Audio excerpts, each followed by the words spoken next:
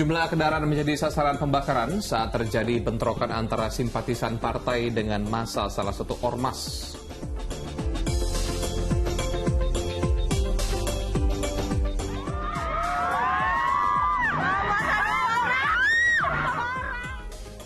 Sebuah mobil yang tengah mengikuti lomba Indonesia Off-Road Federation hilang kendali hingga menabrak penonton.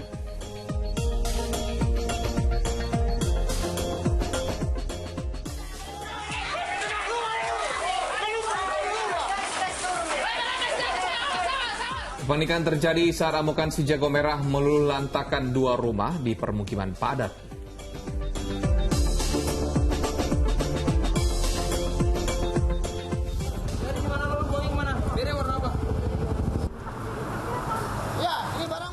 Polisi menyergap dua pemuda yang hendak membegal menggunakan celurit dan pistol.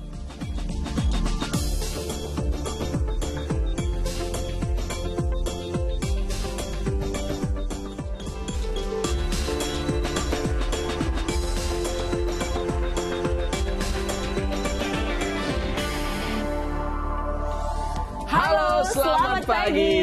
Saya Astra Nasyadin Utri Farsa kembali menjumpai Anda di Fokus Pagi kali ini hari Senin 16 Oktober 2023. Awal pekan harus lebih semangat. Money Day pokoknya. Itu dia.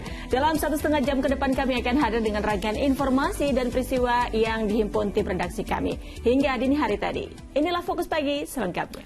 Pemirsa, simpatisan salah satu partai yang berkonvoi dengan sepeda motor bentrok dengan salah satu ormas di Magelang, Jawa Tengah. Akibat kejadian tersebut, sejumlah kendaraan menjadi sasaran pembakaran.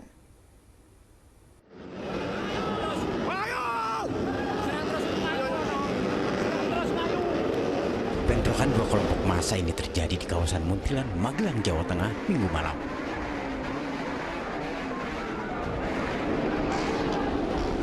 Kedua pihak baik simpatisan partai maupun ormas saling serang dengan batu dan benda berbahaya lainnya.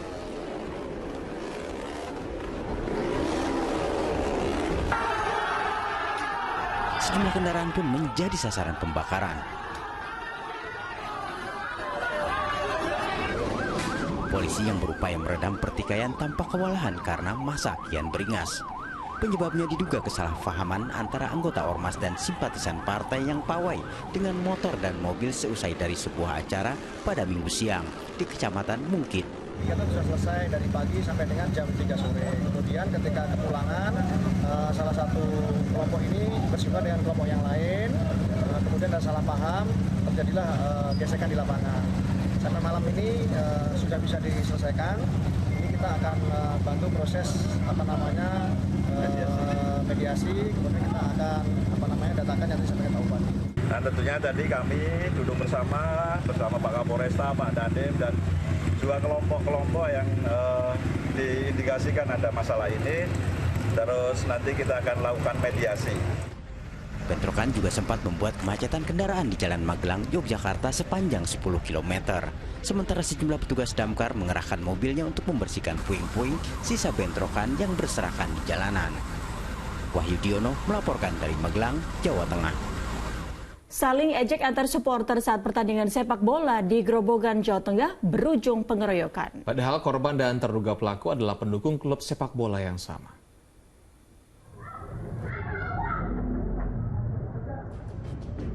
Video amatir warga merekam pengeroyokan yang dilakukan sekelompok pemuda terhadap dua pemuda lain di depan sebuah minimarket di Grobogan, Jawa Tengah pada Sabtu malam. Akibat pengeroyokan ini, korban mengalami luka di bagian wajah dan kepala. Terjadinya penganiayaan bermula saat pertandingan sepak bola antara klub lokal di Grobogan.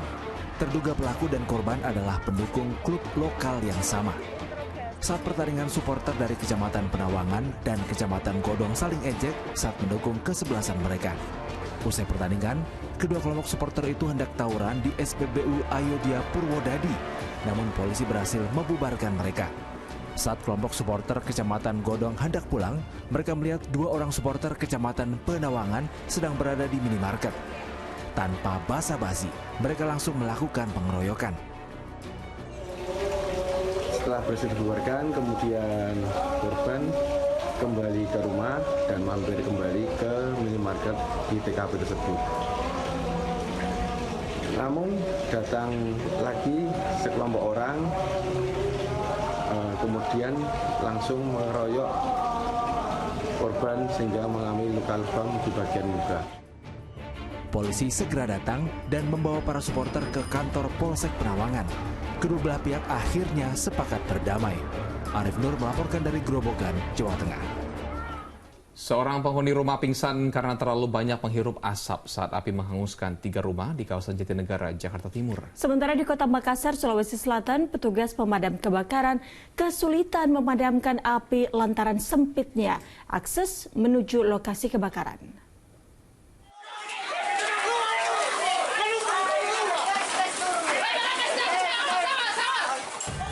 Kepanikan terjadi saat api dengan cepat menghanguskan 2 rumah di permukiman padat di Jalan Mamua, Kecamatan Tamalate, Kota Makassar, Minggu malam. Sejumlah warga berupaya memadamkan api dengan alat seadanya. Kencangnya angin membuat api dengan cepat menjalar ke sebuah rumah semi permanen yang ada di dekatnya.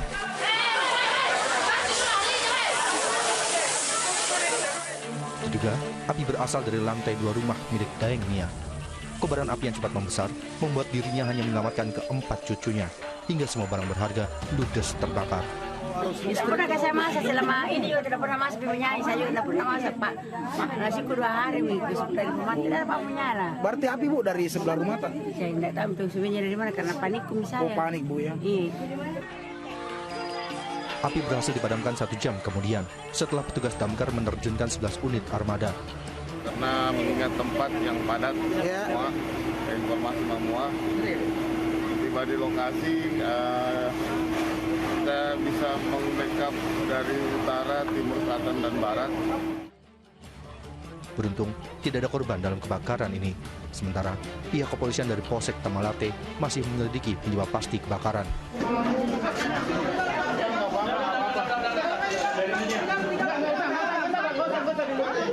Sementara di Jakarta, seorang penghuni rumah sempat dibawa petugas karena terlalu banyak menghirup asap hingga pingsan saat api menghanguskan 3 rumah di Jalan Pedati Timur Dalam, Kecamatan Jatinegara. Diduga api berasal dari korsleting listrik salah satu rumah, kemudian menjalar ke bangunan di dekatnya. Api berhasil dipadamkan 1 jam kemudian setelah petugas menerjunkan 9 unit mobil pemadam kebakaran.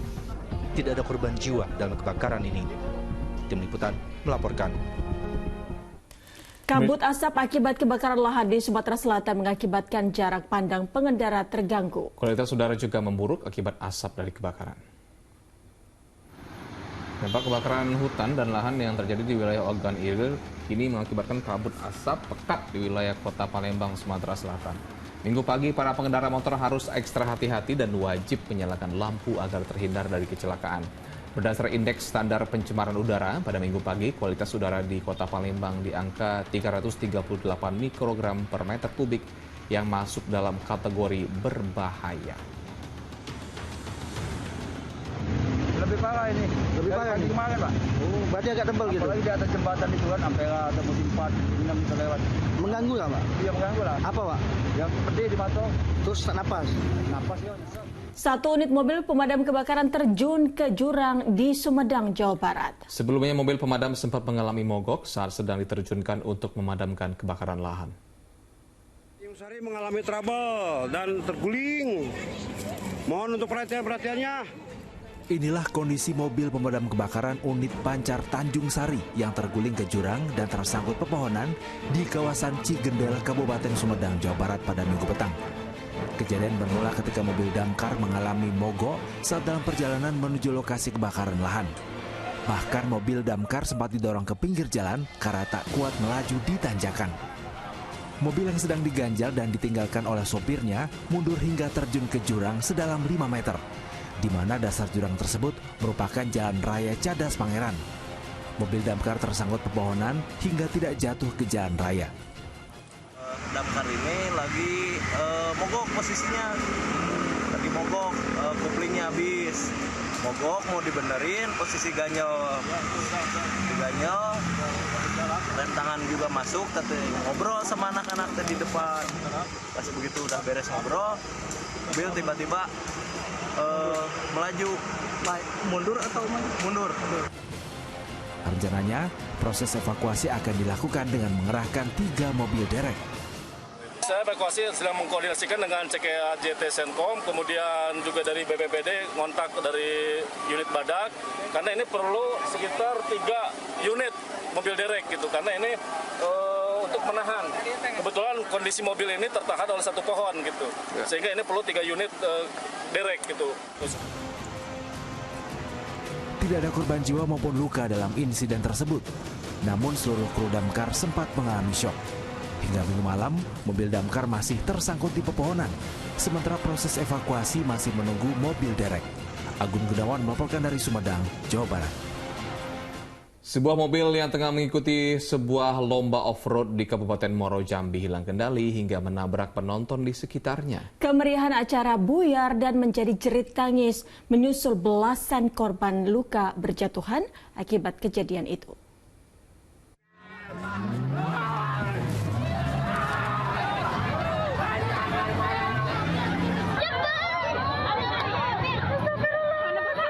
Inilah kecelakaan pada Lomba Indonesia Off-Road Federation atau IOF di Desa Kebun 9, Kecamatan Sungai Gelam, Kabupaten Muaro Jambi.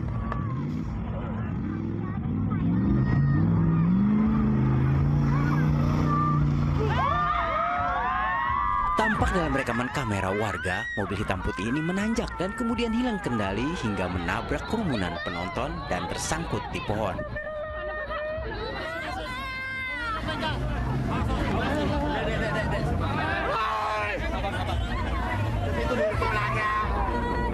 Warga maupun peserta lainnya berlarian untuk menyelamatkan para korban yang luka-luka menuju rumah sakit.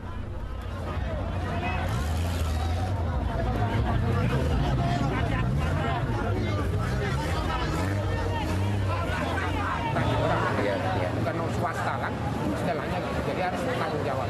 Cucung sayur, termasuk cucung. Berapa umurnya, Pak? Sekitar 25 lah. Kondisi gimana, Pak? Pinggang kena.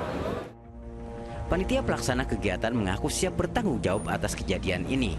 Menurutnya, belasan orang korban telah dilarikan ke rumah sakit, sedangkan yang luka ringan sudah diperkenankan pulang. Langkah-langkah awal untuk menyelamatkan korban-korban yang terjadi kecelakaan tadi. Kami sudah alihkan semuanya itu di Rumah Sakit Siloam. Dan kami juga, dan sebagian juga udah pulang. Ya, artinya sudah rawat jalan, artinya hanya cedera ringan. Dan cedera yang sekarang lagi ditangani oleh dokter yang sepenuhnya menjadi tanggung jawab dokter, kita serahkan kepada dokter. Sementara pihak kepolisian belum memberikan keterangan atas peristiwa pada kegiatan Expo Off-Road tersebut. Rick Harsen melaporkan dari kota Jambi. 2 mobil mewah terlibat balap liar di Sukarami, Palembang, Sumatera Selatan. Keduanya beradu kecepatan di jalan umum sehingga mengganggu pengguna jalan lain dan polisi langsung menjatuhkan sanksi tilang. Video balap liar yang melibatkan mobil sedan mewah dan sebuah mobil SUV berlangsung di Jalan Kolonel Haji Burlian, Sukarami, Palembang, Sumatera Selatan.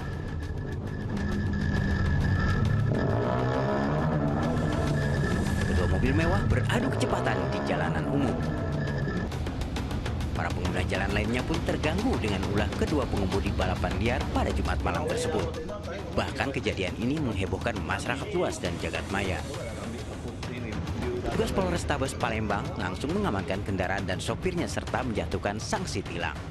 Sedan Ferrari berwarna merah dan juga satu mobil Mitsubishi Pajero yang viral di media sosial melaksanakan kegiatan melebihi batas kecepatan di Jalan Burlian sekira pukul 22.00 pada hari Jumat malam. Alhamdulillah berhasil kami amankan dan kami beri tindakan tilang.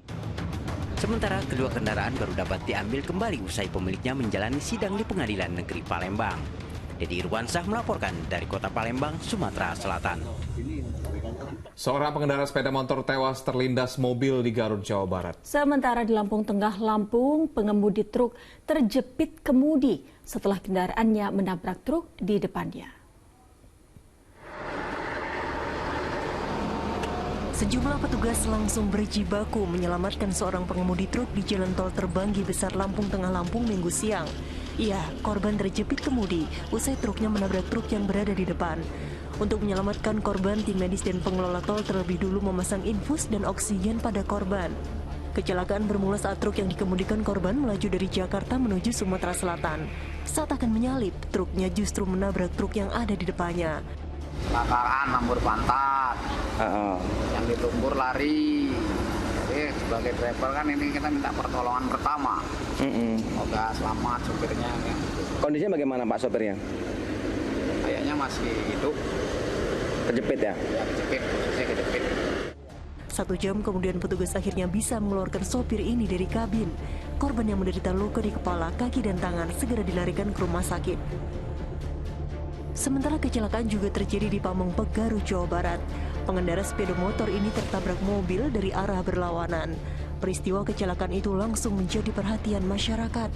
Korban yang tidak membawa identitas seketika meninggal dunia di lokasi. Mulanya ada kendaraan yang berusaha menyalip motor korban dari arah kanan. Namun ban belakangnya menyenggol roda depan motor korban.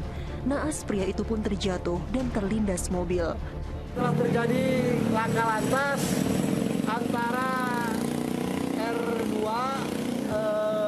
sama R2 lagi, terus bersenggolan dengan jatuh ke tempatnya R4.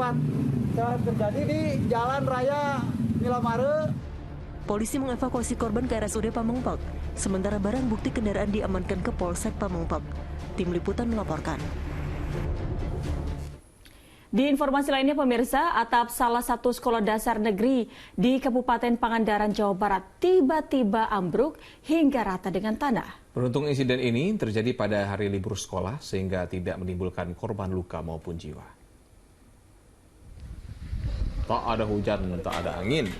Tapi atap salah satu sekolah dasar negeri di Kabupaten Pangandaran ini tiba-tiba ambruk pada Minggu pagi. Ruang yang ambruk ini adalah ruang guru yang kondisinya memang sudah mulai rusak dan mengkhawatirkan.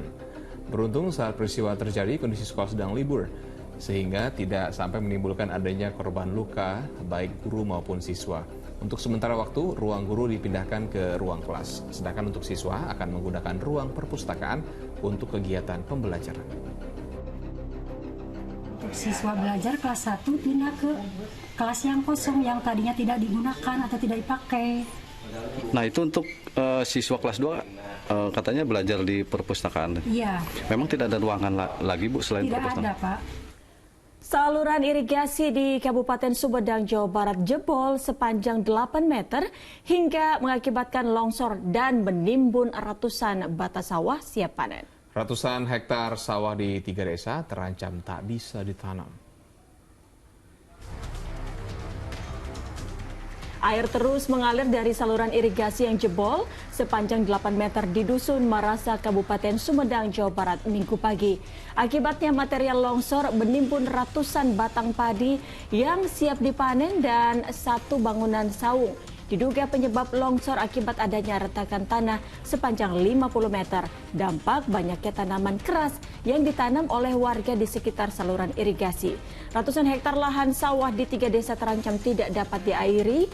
Di garis polisi juga dipasang di lokasi yang kondisi tanahnya masih labil agar warga tidak mendekat. Longsor yang gede-gede itu, ini tanahnya retak-retak, retak-retak. Jadi tangguh itu amlas, jadi si otomatis pasangan ikut. Hujan deras yang mengguyur Aceh Singkil Aceh merendam sejumlah desa di 2 kecamatan. Bahkan ketinggian banjir mencapai 1 meter. Luapan Sungai Lai Cinendang menyebabkan banjir di Kecamatan Kota Baharu dan Kecamatan Singkohor, Aceh Singkil, Aceh, Minggu siang. Tidak saja merendam permukiman, banjir juga merendam sekolah, rumah ibadah, dan jalan penghubung. Bahkan ketinggian banjir mencapai 1 meter. Akibatnya arus lalu lintas lumpuh total. Beberapa orang warga yang bepergian terpaksa menggunakan jasa perahu untuk menyeberangi kendaraan roda 2 mereka. Kendaraan nggak bisa lewat. Pokoknya dari sini ke sana yang besar bisa lah naik bus. Rumahnya gimana Kak? Itulah rumahnya. Rumahnya habis ya Kak? Ya enggak juga. Enggak juga. Sedikit lagi mau nyampe, sekitar setengah meter lagi mau kena rumah. Korban banjir berharap adanya bantuan dari pemerintah, terutama bantuan air bersih dan makanan. Muhtarudin Yakub melaporkan dari Aceh Singkil, Aceh. Banjir merendam permukiman penduduk, pusat pertokoan, hingga jalan raya di Nagari Durian Tinggi, Kabupaten Pasaman, Sumatera Barat. Genangan air terjadi akibat dari meluapnya Sungai Batang Paninggalan setelah wilayah itu diguyur hujan dengan intensitas tinggi. Pembersihan material banjir sudah mulai dilakukan usai banjir susulan kembali merendam Kecamatan Lubuk Sikaping setelah sebelumnya genangan air merendam wilayah ini pada Sabtu sore. Tingginya intensitas hujan yang mengguyur sebagian besar wilayah di Kabupaten Pasaman mengakibatkan Sungai Batang Paninggalan meluap pada Minggu sore. Ketinggian air rata-rata mencapai setengah hingga 1 meter. Meski pemerintah kabupaten telah menyediakan lokasi pengungsian, namun ratusan jiwa dari 110 kepala keluarga lebih memilih mengungsi ke rumah kerabat. Dari laporan sementara itu sebanyak 110 kakak dan 100 rumah. Karena air cukup deras sampai malam ini masih deras, kemudian material yang susah dilihat, mungkin besok kita. Indonesia yang kembali menjadi tuan rumah balap MotoGP sukses menggelar seri ke-15. Pebalap tim Ducati Lenovo Team Francisco Bagnaia kembali memimpin klasemen sementara setelah berhasil podium finish nomor 1.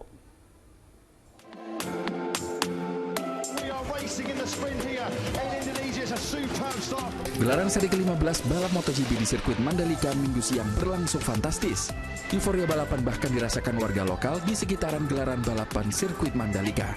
Meski telah dilarang penyelenggara karena membahayakan, banyak warga menonton dari bukit yang dinilai lebih sejuk dan bisa memandang area sirkuit lebih leluasa daripada tribun penonton.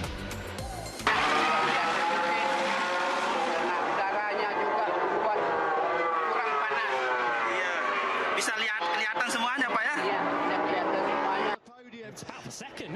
Incredible. As Maverick Vinales now takes lead. Pebalap Ducati Pramac Jorge Martin yang telah merebut klasemen dari balapan sprint Sabtu kemarin langsung merangsek ke depan setelah bendera start dikibarkan. Namun harapan pebalap berjuluk The Martinator itu pupus setelah jatuh di lap awal.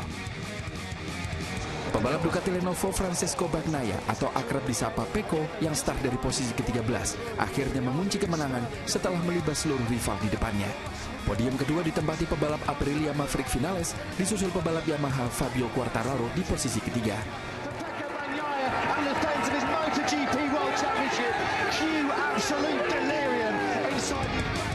Sejumlah pebalap terkesan dengan balapan di Mandalika karena cuaca yang bersahabat untuk balapan ditambah keindahan alam pesisir pantai. Dan Quartararo bilang spektakuler. Vinales bilang amazing.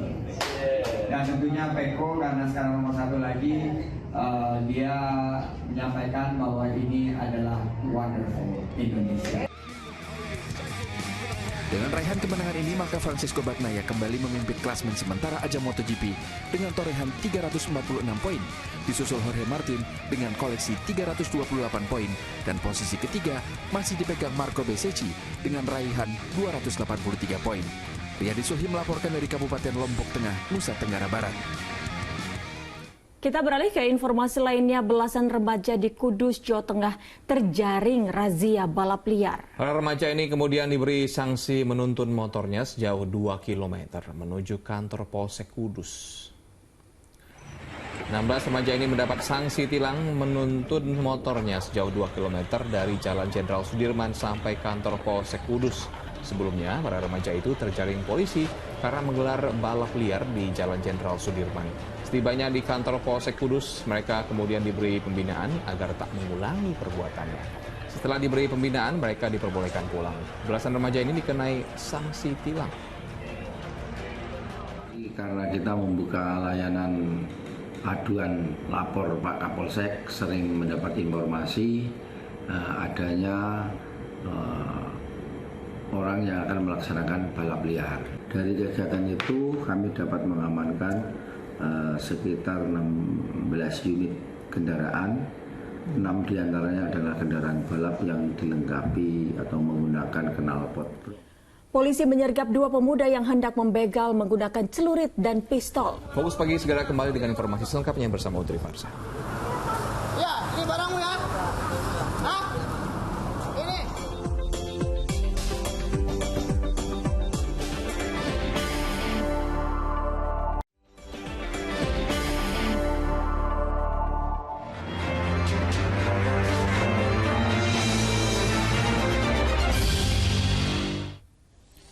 Anda kembali menyaksikan Fokus Pagi bersama saya, Utri Farza. Pemirsa, kobaran api kembali menyala di TPA Cikolotok, Purwakarta, Jawa Barat, Minggu siang. Petugas damkar terus melakukan penyemprotan air dengan menyekat jalur api agar kebakaran tidak meluas.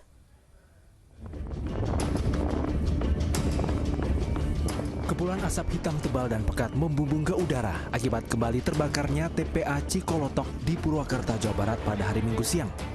Si jago merah kembali membesar karena tiupan angin kencang yang menimbulkan nyala api dari sisa kebakaran sebelumnya. Kebakaran kali ini berpindah ke bagian barat laut. 4 hari sebelumnya, kebakaran terjadi di bagian timur dan selatan TPA. Tiupan angin, cuaca terik dan banyaknya bahan yang mudah terbakar semakin mempercepat luas areal TPA yang terbakar. Upaya pemadaman kebakaran terus dilakukan petugas pemadam kebakaran Purwakarta dan tim gabungan pada Minggu sore. Titik awal pertama anak api kecil dulu karena sekarang anginnya begitu besar dan panas, mungkin kena angin jadi melebar ke lahan warga.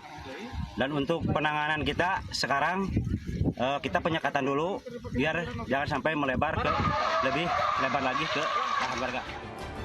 Hingga Minggu malam petugas masih berjibaku padamkan api. Sejumlah titik api pun masih terlihat menyala di area TPA Cikolotok. Penyemprotan air terus dilakukan petugas damkar untuk memadamkan api dan menyekat jalur api agar tidak menjalar lebih luas. Kesulitan saat pemadaman api terjadi karena area kebakaran yang luas. Selain itu, tebalnya asap dan jauhnya titik api juga menjadi kendala petugas. Kebakaran yang terjadi di TPA Cikolotok, Purwakarta kali ini lebih luas dari kebakaran sebelumnya pada hari Kamis kemarin. Syamsi Nursyah melaporkan dari Purwakarta, Jawa Barat. Puluhan warga yang tinggal di sekitar tempat pembuangan akhir sampah Suwung dan Pasar Bali telah mengungsi karena asap pekat menyelimuti permukiman mereka. Dampak kebakaran juga dirasakan oleh warga yang tinggal di sekitar TPA Mandung, Tabanan, Bali. Meski kebakaran yang terjadi di tempat pembuangan akhir sampah Mandung, Tabanan, Bali mulai berkurang, namun asap pekat masih menyelimuti permukiman warga yang berada di sekitarnya. Kondisi itu mulai terjadi sejak Minggu pagi.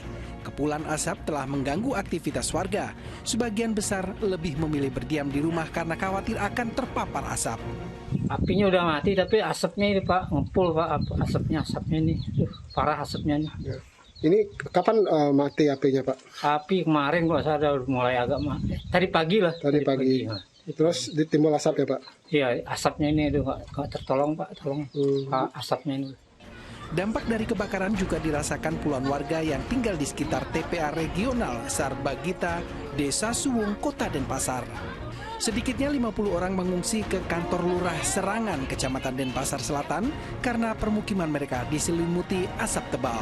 Sore tadi aku ngeliatin lagi, tak pikir kan udah agak mendingan, ternyata barusan tambah tebal lagi itu di sana. Jadinya ngeliatin ke sini lagi, balik lagi ngungsi di sini gitu. Warga saat ini berharap pemerintah kabupaten segera memadamkan api yang membakar TPA Mandung dan Suwung karena jika berlangsung lama akan mengganggu kesehatan mereka.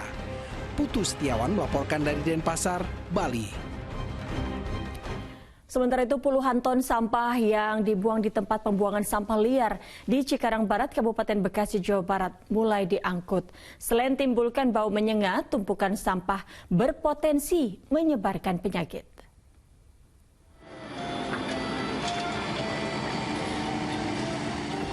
Hamparan tumpukan sampah ini memenuhi lahan kosong yang dijadikan tempat pembuangan sampah liar di Kampung Kalijeruk, Desa Kalijaya, Cikarang Barat, Kabupaten Bekasi, Jawa Barat. Sampah bahkan nyaris menutup sebagian jalan.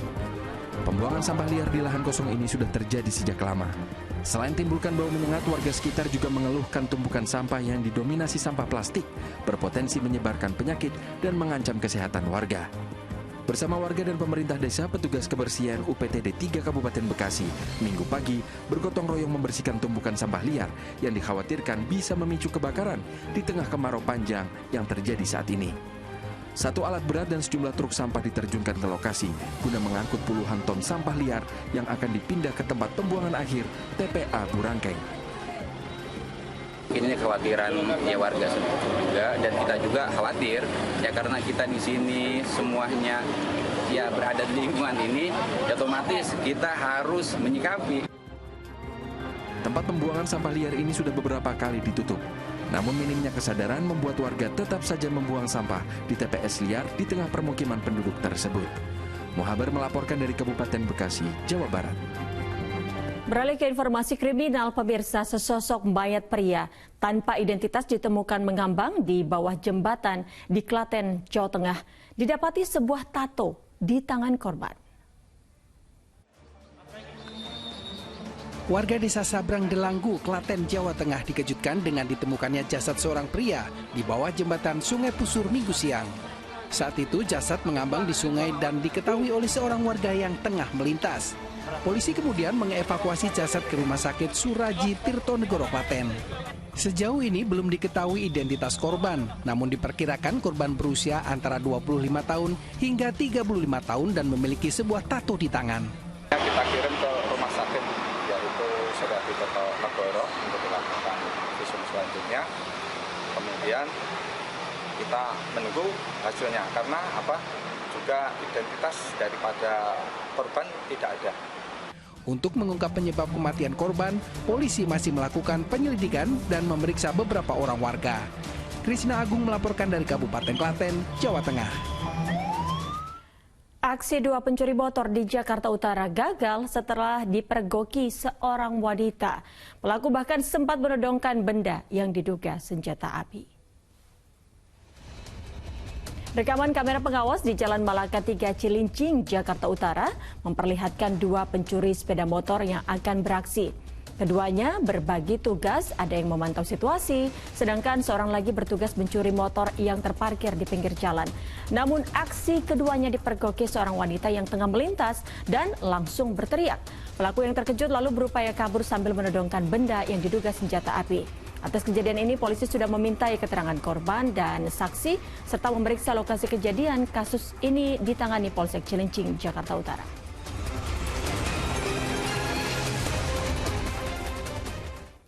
Seorang lansia alami luka tembak setelah memergoki komplotan pencuri sepeda motor di kawasan Pulau Gadung, Jakarta Timur. Kawanan pencuri itu sempat dikejar warga namun berhasil melarikan diri.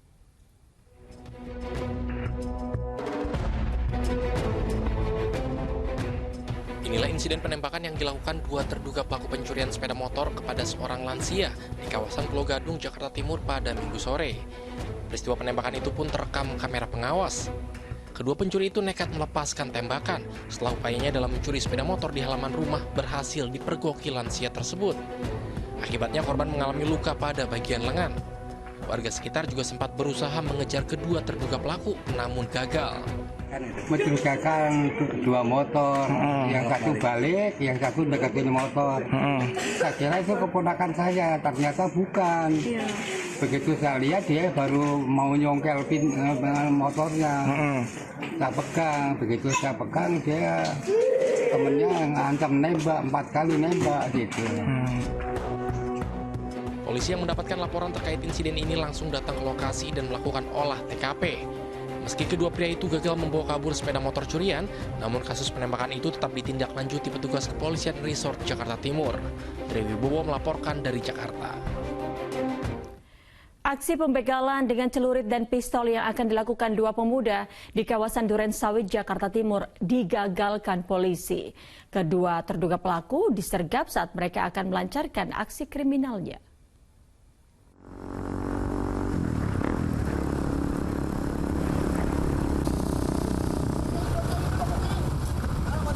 Polisi meringkus dua pemuda mencurigakan di kawasan Malaka Durensawit, Jakarta Timur. Tim presisi Polres Metro Jakarta Timur yang tengah berpatroli terlibat aksi kejar-kejaran karena kedua terduga pelaku sempat menolak dihentikan petugas. Mereka juga melemparkan benda yang dibawanya ke semak-semak pinggir jalan. Keduanya pun dibawa kembali ke tempat mereka membuang barang tersebut. Cari di mana lo buangin mana? Bere warna apa? Bere warna apa?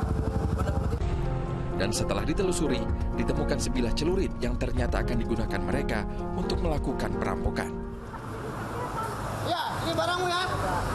Hah? Ini? Kamu pakai untuk apa? Hah? Untuk apa? Begal. Begal? Mau main di mana? Hah? Tak hanya celurit, ternyata kawanan begal ini juga membawa senjata lain.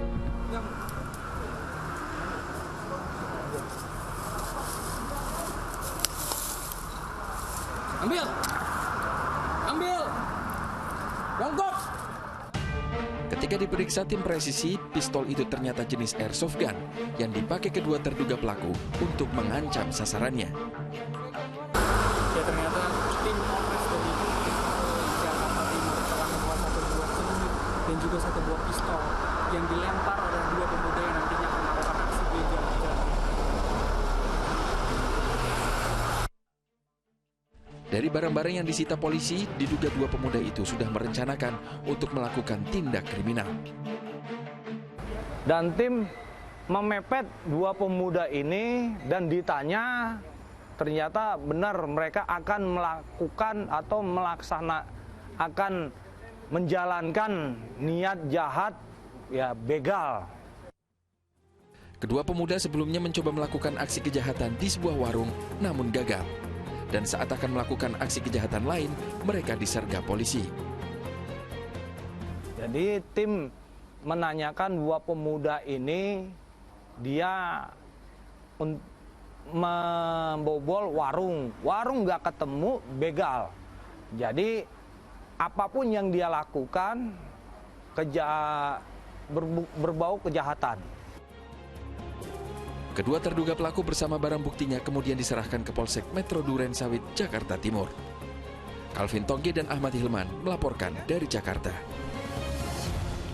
Di informasi selanjutnya, jajaran Polsek Pademangan, Jakarta Utara menangkap 3 kurir narkoba di kawasan Pademangan. Untuk mengelabui petugas, para tersangka membungkus narkoba menyerupai paket dengan menggunakan aplikasi jasa pengiriman. Dalam rilis di Mapolsek Pademangan, Jakarta Utara Minggu kemarin, 3 kurir ditangkap di sejumlah lokasi, diantaranya di kawasan Pademangan. Petugas menyita sejumlah barang bukti seperti 275 gram sabu-sabu dan 300 butir pil ekstasi. Mereka mendapatkan barang haram tersebut dari seorang bandar yang dikenal dengan sebutan Abang. Untuk mengelabui petugas, mereka mengirimkan narkoba ke bandar-bandar kecil dengan menggunakan bungkus paket dan mengirim melalui aplikasi jasa pengiriman. Para tersangka akan mendapatkan upah sekitar 2 juta rupiah per 100 gram. Jika di total mereka sudah menerima sekitar 100 juta rupiah, akibatnya tersangka terancam hukuman di atas 5 tahun penjara. Mengamankan 3 orang tersangka, di mana 2 orang tersangka kami amankan jam 11 malam di daerah Pademangan Barat, inisial SS dan LN, dengan barang bukti sabu berat bruto 275 gram dan ekstasi sebanyak 300. Seorang pemuda dibekuk tim Resmob Polsek Tamalandrea, Kota Makassar, Sulawesi Selatan karena diduga telah mencabuli seorang siswi SMP berusia 14 tahun. Modus terduga pelaku mengajak korban ke indekosnya dan memaksa korban untuk berbuat asusila.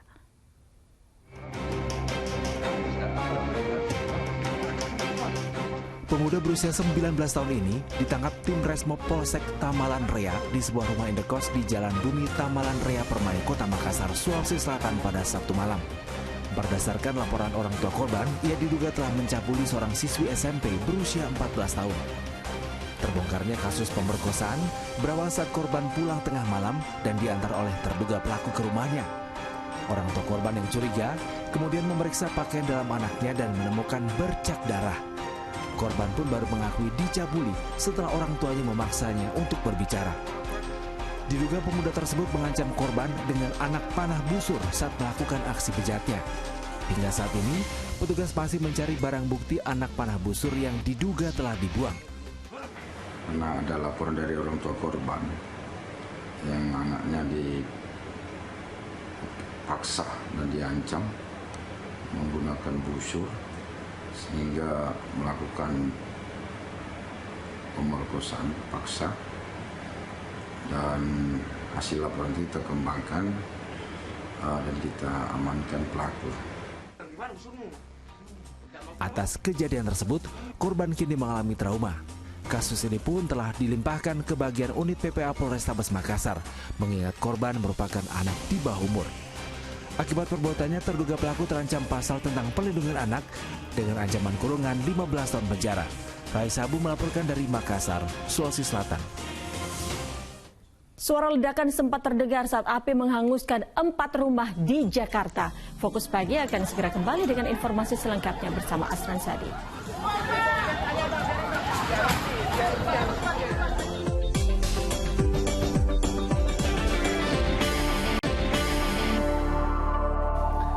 Anda kembali Fokus Pagi bersama saya Asran Syadi. Kebakaran rumah di Garut, Jawa Barat menyebabkan seorang penghuni tewas terbakar di kamarnya. Sementara di Jakarta, 4 rumah di kawasan Kemayoran ludes dilalap api.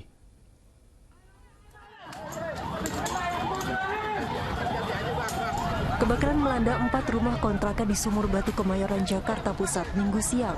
Sempat terdengar suara ledakan dari lokasi. Api bisa dipadamkan setengah jam kemudian setelah 19 unit mobil damkar diterjunkan ke lokasi kebakaran. Kasus ini ditangani Polsek Kemayoran. Kebakaran. Api pun berkobar dari sebuah rumah yang dijadikan gudang penyimpanan cat semprot di Desa Sari Rogo, Sidoarjo, Jawa Timur Minggu siang. Isi seluruh stok cat semprot dan 2 mobil ludes dilalap api. Pihak pemadam kebakaran menerjunkan 7 unit mobil pemadam. Kita kesulitannya hanya sumber air. Kita mengambil air dari sungai yang di JBM. Setelah 2 jam seluruh titik api dapat dipadamkan. Penyebab kebakaran masih dalam penyelidikan aparat. Sementara itu, naas peristiwa kebakaran yang merenggut nyawa pemilik rumah ini. Pasca kebakaran, petugas pemadam kebakaran bersama warga mendapati korban sudah tewas terbakar di kamar tidur rumahnya, Pamengpek, Garut, Jawa Barat.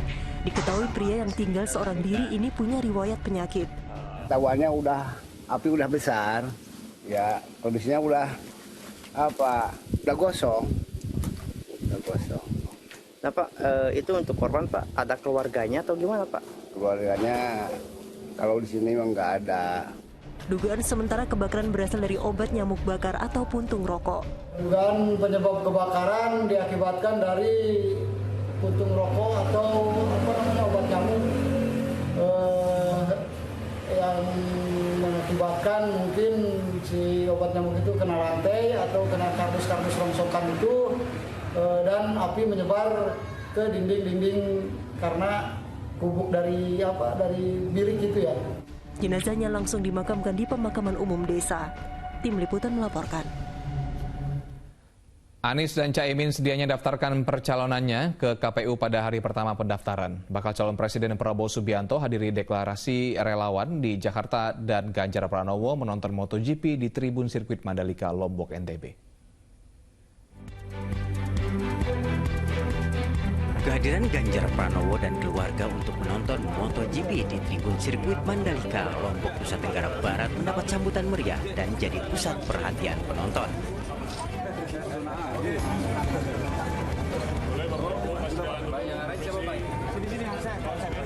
Para penonton mendekati mantan Gubernur Jawa Tengah ini untuk bersuah foto dan bersalaman.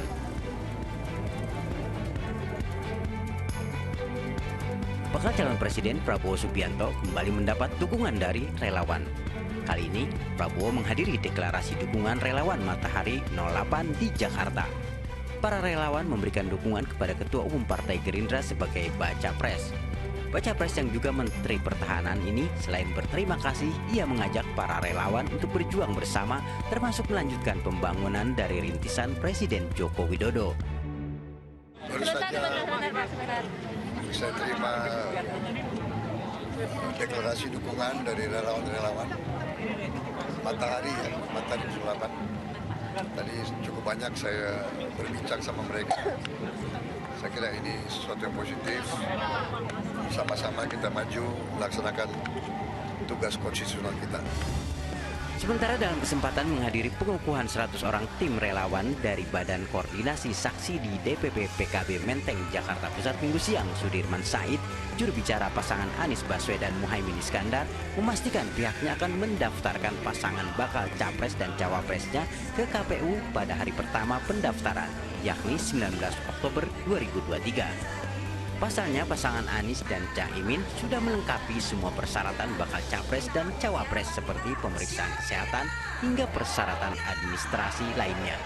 Insya Allah, jadi kemarin kami sudah kirim surat ke KPU untuk memberitahu bahwa kita akan mendaftar pada hari pertama setelah KPU buka pendaftaran pada tanggal 19 Oktober 2023. Sedangkan sejumlah mahasiswa sambil membentangkan spanduk penolakan dinasti politik berunjuk rasa di depan gedung Mahkamah Konstitusi Jakarta Minggu siang. Para mahasiswa menuntut MK agar menjaga netralitas dan integritasnya saat menetapkan keputusannya terkait batas usia calon presiden dan calon wakil presiden tersebut. Tim Liputan melaporkan. Dari hasil pertandingan Pegadaian Liga 2, PSPS Riau harus puas berbagi angka dengan PSMS Medan. Sementara Perserang berhasil memetik kemenangan perdana usai menaklukkan FC Bekasi City 1-0.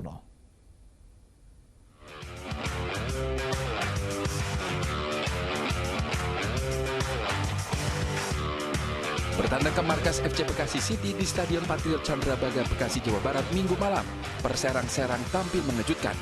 Tim asal Banten itu berhasil unggul cepat di menit ke-10 lewat gol yang dilesakan Akbar Eka Putra memanfaatkan umpan Rizky Ar-Rahman. Tak ingin malu di kandang, Bekasi City meningkatkan intensitas serangan. Namun lemahnya penyelesaian akhir membuat Ezekiel Doasel dan kolega gagal mencetak gol penyama. Dengan hasil 1-0, Perserang berhasil mencetak kemenangan perdana di Pegadaian Liga 2 musim ini. Sementara dari laga lain, PSPS Riau bermain imbang 1-1 kala menjamu PSMS Medan di Stadion Kaharudin Nasution, Pekanbaru, Minggu sore. Askar Bertuah unggul terlebih dahulu di menit ke-43. Tendangan Asir Aziz meluncur mulus masuk ke gawang tim tamu tanpa mampu dihalau kiper Dimas Gali. Tim Ayam Kinantan mendapat peluang menyamakan skor di penghujung babak pertama. Namun sayang, Mateus Souza gagal memanfaatkan peluang emas depan gawang. Gol yang dinanti PSMS Medan akhirnya tercipta jelang laga berakhir. Pelanggaran yang terjadi di area terlarang berbuah hukuman penalti dan berhasil dieksekusi dengan baik oleh Rahmat Hidayat. Hasil seri membuat PSPS tetap berada di dasar klasemen grup 1, sedangkan PSMS Medan memperpanjang rekor 5 laga tanpa kekalahan.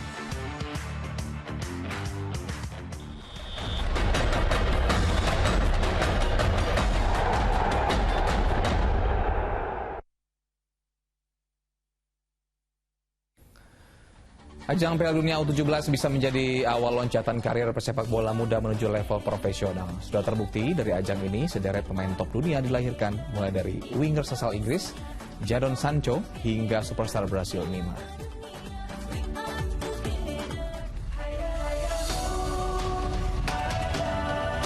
Piala Dunia U17 sejatinya menjadi panggung bagi lahirnya para pemain bintang top dunia. Ajang ini bisa menjadi awal loncatan karir bagi seorang pesepak bola menuju level senior. Sederet pemain top saat ini juga pernah merasakan kesempatan bagus usai tampil di Piala Dunia U17. Salah satunya adalah Jadon Sancho. Winger asal Manchester United ini pernah tampil memukau kala membela Inggris di Piala Dunia U17 2017 yang berlangsung di India. Sancho sukses mencetak 3 gol dan 2 assist, sekaligus mengantarkan The Three Lions muda keluar sebagai juara.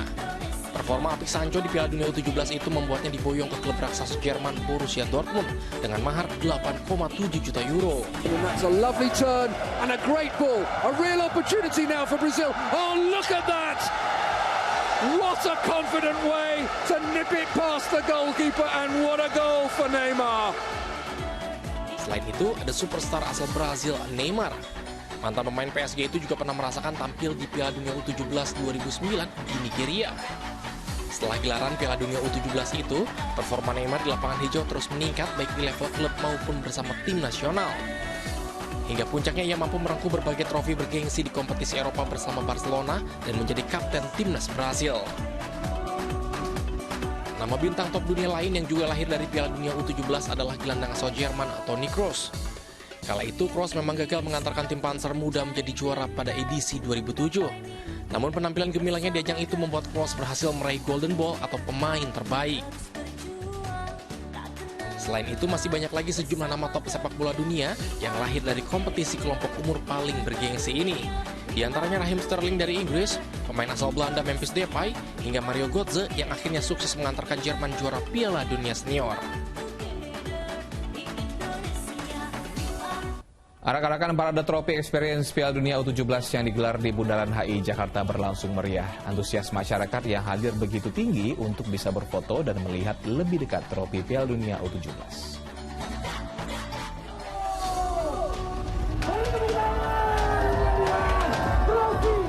Parade Trofi Experience Piala Dunia U17 yang berlangsung di Jalan MH Tamrin, Jakarta berlangsung meriah.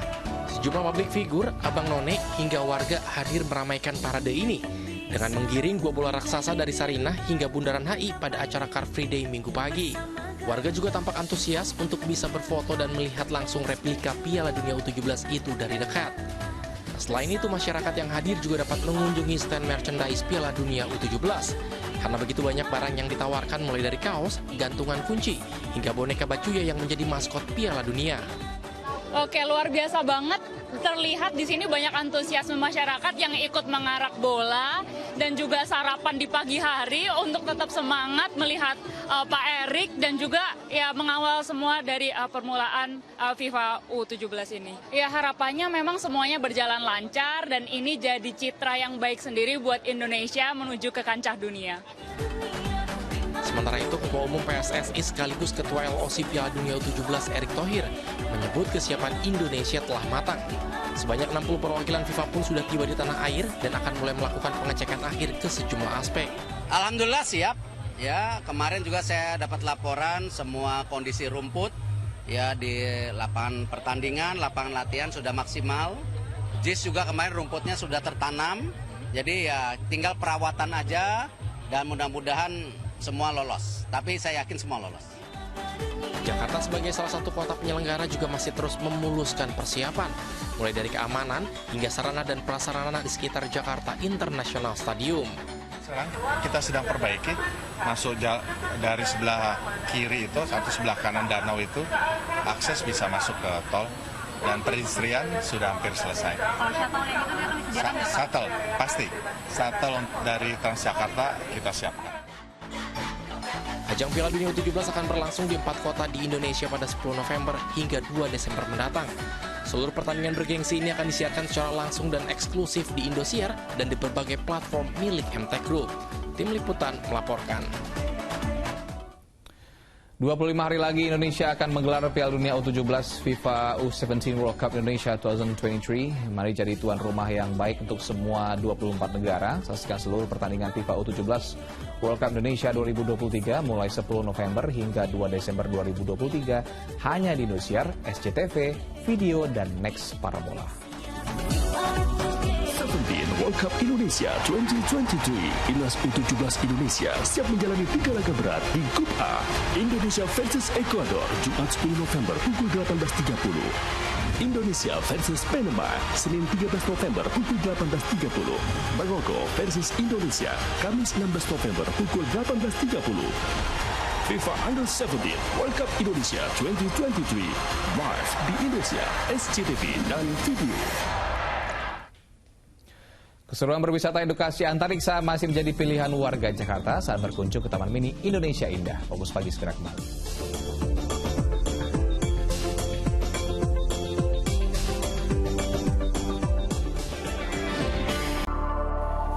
Anda kembali menyaksikan Fokus Pagi bersama saya Utri Farza. Dan saya Asra Nisyadi. Pemirsa, simpatisan salah satu partai yang berkonvoi dengan sepeda motor bentrok dengan salah satu ormas di Magelang, Jawa Tengah. Akibat kejadian itu sejumlah kendaraan menjadi sasaran pembakaran.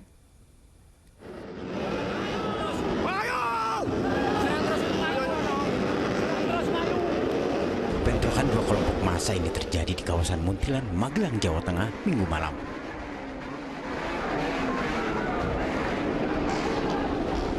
Kedua pihak baik simpatisan partai maupun ormas saling serang dengan batu dan benda berbahaya lainnya.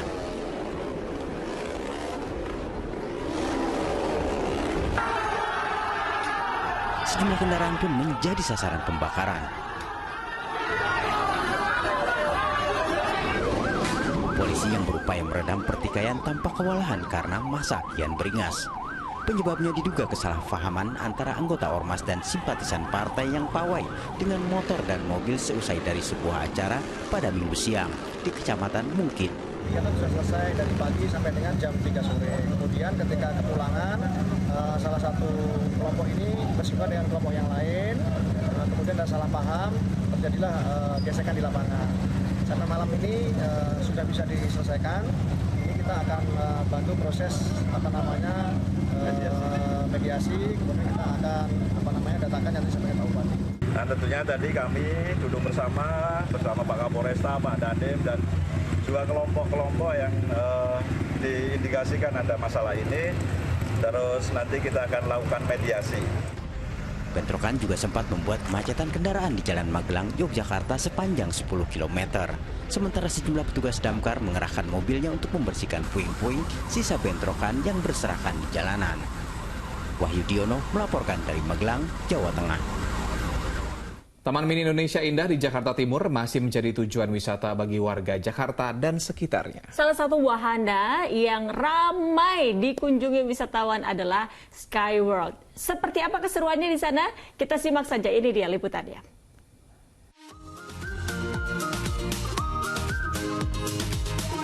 Menghabiskan waktu liburan di Taman Mini Indonesia Indah di Jakarta Timur masih menjadi pilihan bagi warga Jakarta dan sekitarnya. Jaraknya yang tidak terlalu jauh dan harganya yang relatif murah juga menjadi salah satu alasannya. Salah satu wahana yang ramai dikunjungi wisatawan adalah Sky World. Bukan tanpa alasan, pengunjung bisa datang bersama keluarga untuk berwisata edukasi antariksa. Beberapa wahana di Sky World pun bisa dinikmati pengunjung, seperti Space Edu, 5D Cinema, Planetarium, dan juga Playground. Semuanya seru dan pasti memberikan pengalaman luar biasa bagi pengunjung. Karena menurut kami banyak edukasinya ya gitu. Karena kan kita bawa anak-anak lebih condong ke edukasinya sih gitu. Nah, dan kebetulan kan Skyworld, kebetulan kalau kita TP ini berhubungan dengan keimanan ya. Jadi mereka biar mengetahui secara langsung gitu loh tentang keilmuan yang berhubungan dengan apa yang kita pelajari di kelas gitu. Oke, di dalamnya banyak replika roket, kayak roket dari Indonesia, roket dari berbagai negara, dan juga banyak kayak wahana-wahana lain yang seperti waterplay, playground, dan yang paling diminati sih kebanyakan di sky laser. Oke, di dalamnya banyak replika roket, kayak roket dari Indonesia, roket dari berbagai negara, dan juga banyak kayak wahana-wahana lain yang seperti waterplay, playground, dan yang paling diminati sih kebanyakan di sky laser. Dengan membayar Rp80.000 saja, masyarakat sudah bisa menikmati 7 wahana yang tersedia. Untuk jam operasional Sky World buka dari jam 8 pagi hingga jam 5 sore. Calvin Tonggi dan Ahmad Hilman melaporkan dari Jakarta. Menteri Perdagangan Zulkifli Hasan memastikan pemerintah tidak akan menutup penjualan online atau e-commerce yang patuh terhadap peraturan pemerintah dalam membantu meningkatkan penjualan. Menteri Perdagangan menyarankan agar penjual di pasar mulai belajar berjualan online.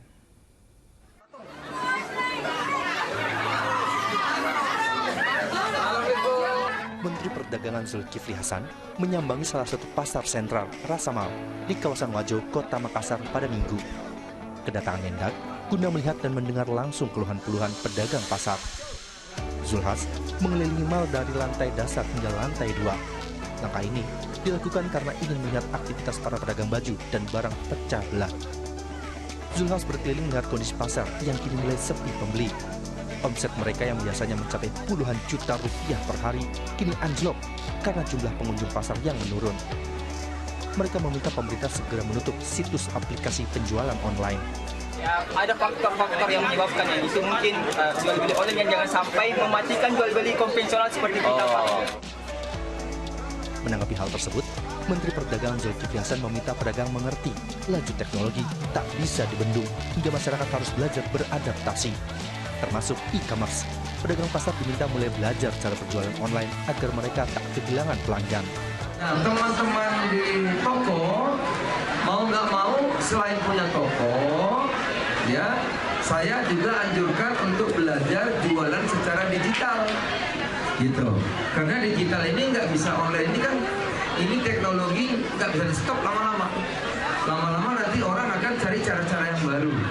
Oleh karena itu kami di Kemendak melatih, ya termasuk pedagang tradisional makanan sayur-sayuran, itu kita latih. Jadi dia juga bisa jual punya toko, juga punya jualan online, sehingga omsetnya tambah.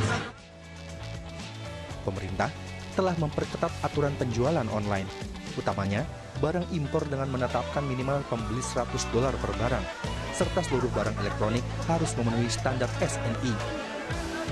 Jika bisa berjualan online dan offline, Mendak yakin keuntungan pedagang bisa kembali, bahkan bisa menambah penjualan. Andi Muhammad Sardi melaporkan dari Makassar, Sulawesi Selatan. Ratusan pelaku usaha mikro kecil dan menengah di Kota Makassar, Sulawesi Selatan ramaikan pameran usaha kerakyatan mandiri. Pameran bertujuan untuk menumbuh kembangkan usaha kecil agar mampu bersaing di tengah derasnya perhelatan ekonomi global dan digital.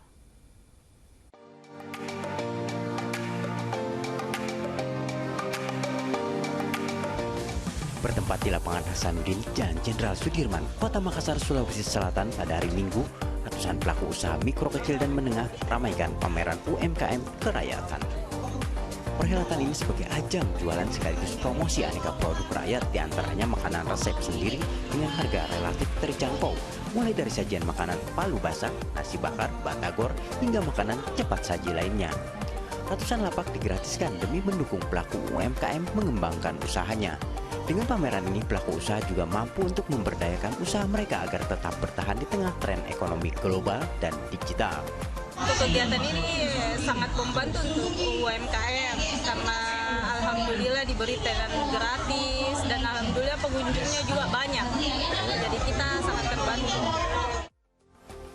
Perhelatan Rakyat atau Perak merupakan tema kegiatan pameran yang dikhususkan bagi pelaku usaha mikro kecil dan menengah UMKM yang rutin setiap tahun dan serentak di 15 kota lainnya di tanah air. Andi Muhammad Sardi melaporkan dari Makassar, Sulawesi Selatan.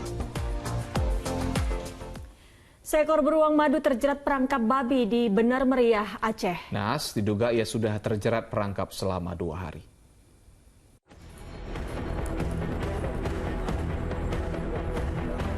Beruang madu ini berusaha keluar dari perangkap babi di hutan kawasan Desa Negeri Antara Pinturi Megayo, Benar Meriah, Aceh.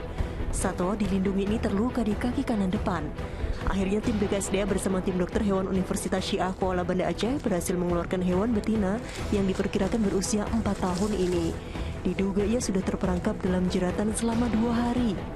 Dan setelah kita rescue, kita obati semua luka, kita beri dia antibiotik juga infeksi kunyit.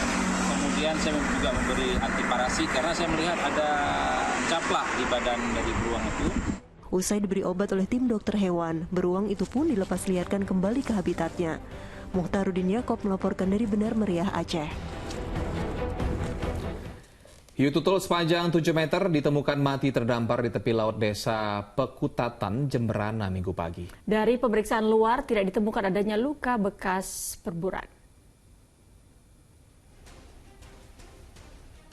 Warga kampung Banjar Yeh Kuning, Desa Pekutatan, Jemberana digegerkan dengan temuan hiu tutul sepanjang 7 meter. Hiu yang memiliki jenis bernama Ricondontypus ini pertama kali ditemukan oleh warga yang sedang berolahraga. Diduga terdamparnya hiu paus ini akibat memburu makanan terlalu ke tepi hingga sulit untuk kembali ke tengah laut. Dari pemeriksaan luar juga tidak ditemukan luka bekas perburuan. Bangkai hiu paus yang diperkirakan berat lebih dari 1 ton ini akan dikubur di lokasi yang sudah disiapkan. Kalau ini menurut saya ya, karena tadi juga nggak ada pemeriksaan secara organ dalam, secara kasat mata sih kemungkinan dia terdampar karena mengejar istilahnya ikan-ikan kecil yang menjadi istilahnya makanan utamanya dari. Lewat panahan berkuda, kakak adik Arsa dan Arum mengharumkan nama Indonesia di kancah internasional. Meski sulit, berkat kerja keras dalam latihan keduanya, kini menjadi juara dunia. Inilah Berani Berubah, kakak adik juara panahan berkuda dunia.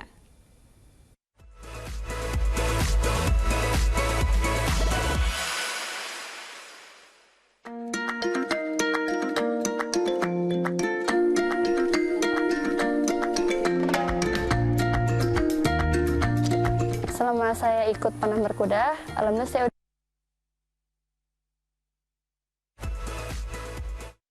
Kami mohon maaf. Terjadi kesalahan teknis pada paket yang tadi. Kita akan kembali melihat ini ada Berani Berubah, kakak adik juara panahan berkuda dunia.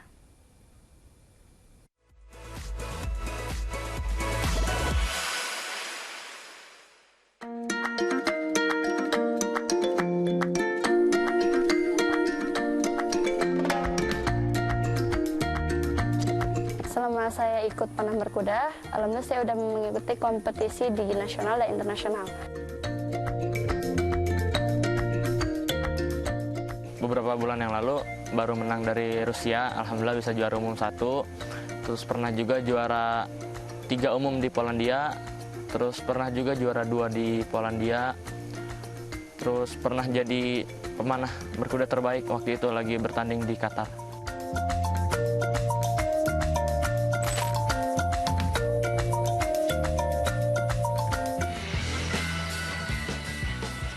Sebelum mengikuti lomba panahan berkuda, saya biasanya latihan dulu seminggu, dulu, terus persiapan barang-barang, ngecek-ngecek alat busur, arrow, apakah udah ini semua udah siap semua. Kalau udah siap, ya bismillah tinggal tawakal.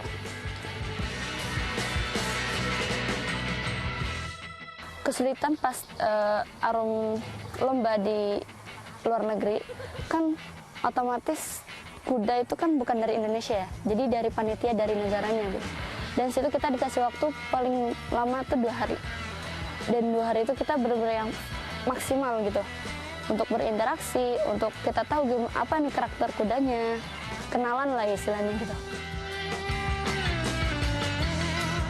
Selama saya ikut panahan berkuda, alhamdulillah saya udah mengikuti kompetisi di nasional dan internasional. Apa yang udah saya raih di nasional itu alhamdulillah udah juara umum juga di kategori putri ya. Dan kalau di internasionalnya Arum juga juara juara 1 umum internasional di kategori wanita dewasa gitu. Dan itu bertepatan pada bulan Agustus tanggal 16. Jadi besoknya hari kemerdekaan Indonesia, dan itu yang paling pokoknya terus termemori lah di pikiran Arum, itu yang gak pernah dilupain sama Arum. Pertama, bersyukur banget sama Allah bisa ngasih podium. Kedua, bangga. Terus bangga lah pokoknya, kayak bisa ngebanggain nama negara, nama orang tua. Nah, karena era modern ini mempermudah segala hal bagi anak-anak kita. Maka saya berpikir adalah bagaimana saya bisa memfungsikan anugerah mesin terhebat dari Tuhan, yaitu dalam bentuk panca indera. Maka saya melihat bahwa aktivitas panahan berkuda itu bisa menjadi instrumen pendidikan itu, karena panahan berkuda itu kan menggabungkan 2 kemahiran. Kemahiran berkuda, kemahiran memanah, kemudian menjadi namanya panahan berkuda. Hidup itu cuma sebentar. Jangan menyerah untuk terus berkarya untuk Indonesia. Tetap semangat dan berani berubah.